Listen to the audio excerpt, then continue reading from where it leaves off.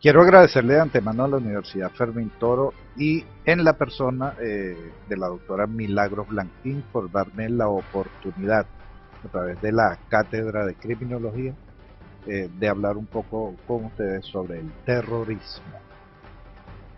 Eh, de acuerdo al diccionario, el terrorismo es un nombre masculino y como primera parte nos indica de que es una forma violenta de lucha política mediante el cual se persigue la destrucción del orden establecido o la creación de un clima de terror e inseguridad susceptible de intimidar a los adversarios o a la población en general. Como segunda parte nos indica también, de acuerdo al diccionario, de que es una sucesión de actos violentos ejecutados para infundir el terror. Ahora bien, el terrorismo y las causas ideológicas de la violencia, como sistema de violencia, no existen causas de tipo generadoras de terrorismo.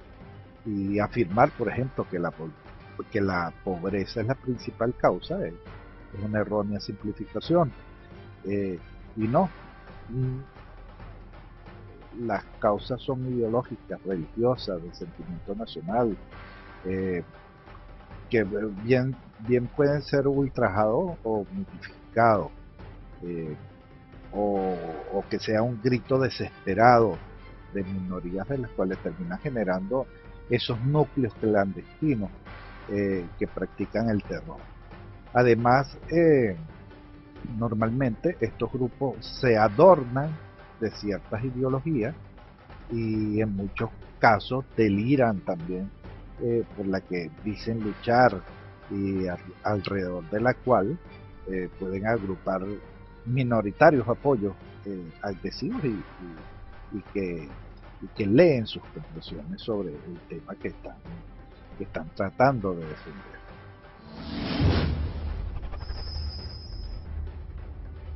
En términos generales, el terrorismo es un delito político, la cual en otras palabras, el móvil del delito de terrorismo es la política. El terrorismo nace como forma de lucha política en el siglo XIX y entre sus ideólogos están el socialismo, el socialista francés Augusto Blanqui y el anarquista alemán Miguel Bakunin. Ambos sostenían que una vanguardia con acciones de terror como colocar bombas en cuarteles o en sitios claves de la economía o asesinando gobernantes podían tumbar a un gobierno e imponer una sociedad socialista o anarquista. El terrorismo como tendencia política murió al nacer y nunca llegó a tener influencia en las masas. Y una de las primeras luchas ideológicas de Carlos Marx fue precisamente contra los métodos de terror que infundían Blanqui y Bakunin, ya que Marx sostenía que la liberación del proletariado era obra del proletariado mismo y no podía una vanguardia con acciones heroicas, aisladas, suplantar a los trabajadores. En plena Guerra Fría, el imperialismo yanqui siempre trató de confundir a los comunistas en el terrorismo, con fines de justificar su exterminio y aniquilación. Trató de hacer del narcotráfico el sustituto del comunismo, pero ahí no le fue muy bien. Y como al niño al dedo le cayó a Washington el atentado de las Torres Gemelas el 11 de septiembre, ya que consiguieron por esta vía un nuevo Satán, lo suficientemente grande y peligroso como para justificar nuevas aventuras imperialistas, pero esta vez no es ni tan grande ni tan peligroso el nuevo Satán como lo es el terrorismo. Pero la doctrina Bush para ese momento, valiéndose del impacto psicosocial que implicó el 11 de septiembre, le da vida propia al terrorismo, como si fuera un fantasma, lo convierte en un ejército o en un super ejército poderoso, y el país, o mejor dicho, el continente más grande del mundo, ante el cual hay que estar en alerta máxima todo el tiempo y hacer todas las inversiones militaristas posibles. Pero resulta que ese super ejército y ese continente, ambos terroristas, no existen en ningún lado, pero para ese momento el señor Bush lo fabrica o lo fabricó. Él decía, por ejemplo, cosas como que dónde están para atacarlo, quiénes son sus aliados, sus financistas, cuáles son sus amigos, eh, los cuales correrán con la misma suerte de hallarlos o de suponerlos, por aquello de que él decía también de que o estás conmigo o estás en contra mía. Y de paso, tiene una lista en donde se certifica a su real saber y entender que el país tiene un gobierno terrorista o amigo. ¿Quién es el gobierno amigo? En este caso para Estados Unidos, o quién era el enemigo. Y si era enemigo, entonces en ese caso era el terrorista. Y definía también cuál partido político era terrorista y cuál no.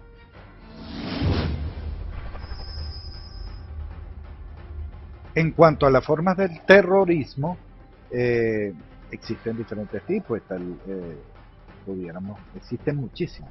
Y pudiéramos hablar sobre el terrorismo político, el terrorismo económico, callejero, doméstico, terrorismo de Estado, ecológico, etc. Vamos a centrarnos solamente en eso para citar algunos. Eh, el terrorismo político vendría siendo como la aceptación más comúnmente referida, simplemente porque es la más conocida en nuestro mundo reciente. Cualquier banda armada y mínimamente organizada recurre al terrorismo político como para hacer cambios, como un proceso de chantaje a toda una sociedad, gobierno o Estado con el fin de conseguir sus propósitos. Dentro del terrorismo económico pudiéramos decirte que es una variante del terrorismo político, pero sin embargo tiene que ver con el sentido de que cambia únicamente los intereses que mueven al terrorismo. En este caso son los de tipo económico.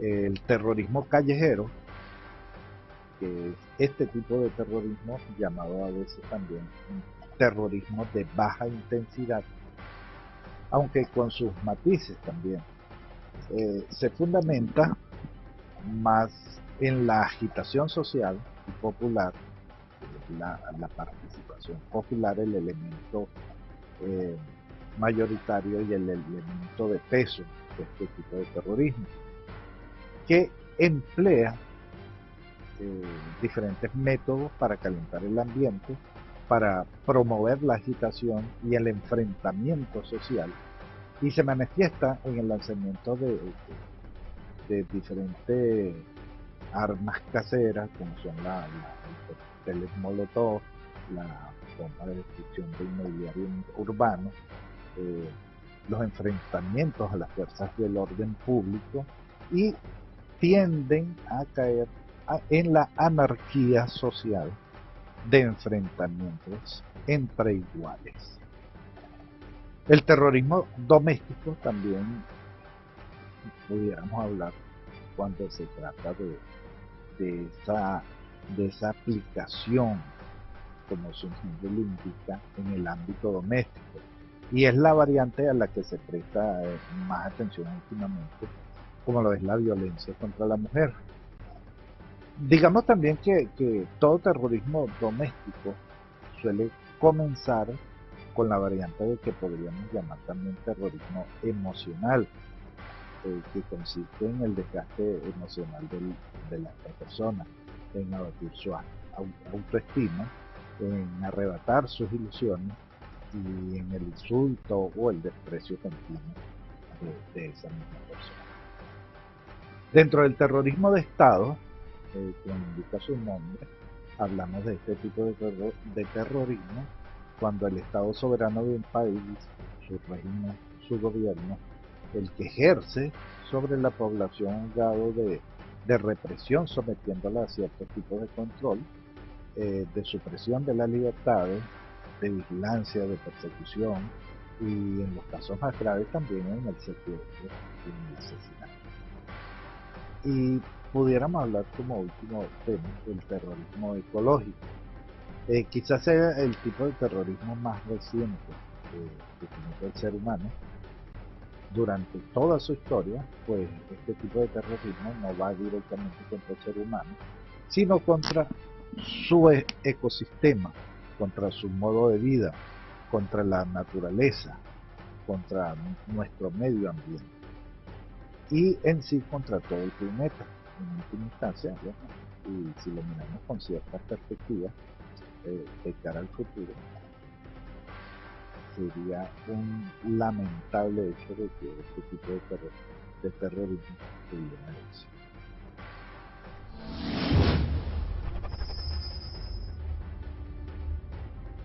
El terrorismo internacional no es un fenómeno nuevo, pero su evolución paralela a la globalización ha transformado su carácter, sus dimensiones, su capacidad letal y con todo ello la forma de percibirlo también.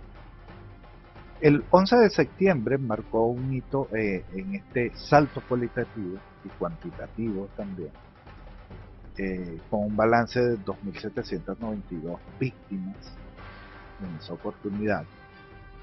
Y Estados Unidos comparó este atentado masivo con un ataque bélico clásico y reivindicó ante la Organización de las Naciones Unidas su derecho a la legítima defensa. Desde ese entonces, el terrorismo ha dejado de ser percibido exclusivamente como una amenaza interna a los estados y ha pasado a ser la cuestión dominante dentro de la agenda de seguridad internacional. La identificación del terrorismo como nuevo reto estratégico de Occidente también ha implicado la movilización de medios militares para luchar contra él. Por ejemplo, en la operación Libertad Duradera de Afganistán, el terrorismo y la lucha contra el crimen organizado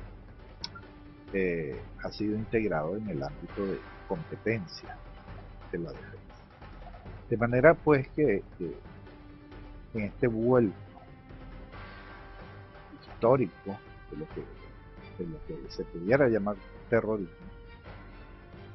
eh, hay un derecho legítimo, supremo, que se ha visto eh, alegado por ciertas naciones para el combate del terrorismo como la legítima defensa. Con esto concluimos hasta una nueva oportunidad y quiero agradecerle nuevamente a la Universidad Fermín Toro y en la persona de la doctora Milagros Blanquín de la Cátedra de Criminología de esta casa de estudios por darnos la oportunidad de poder conversar con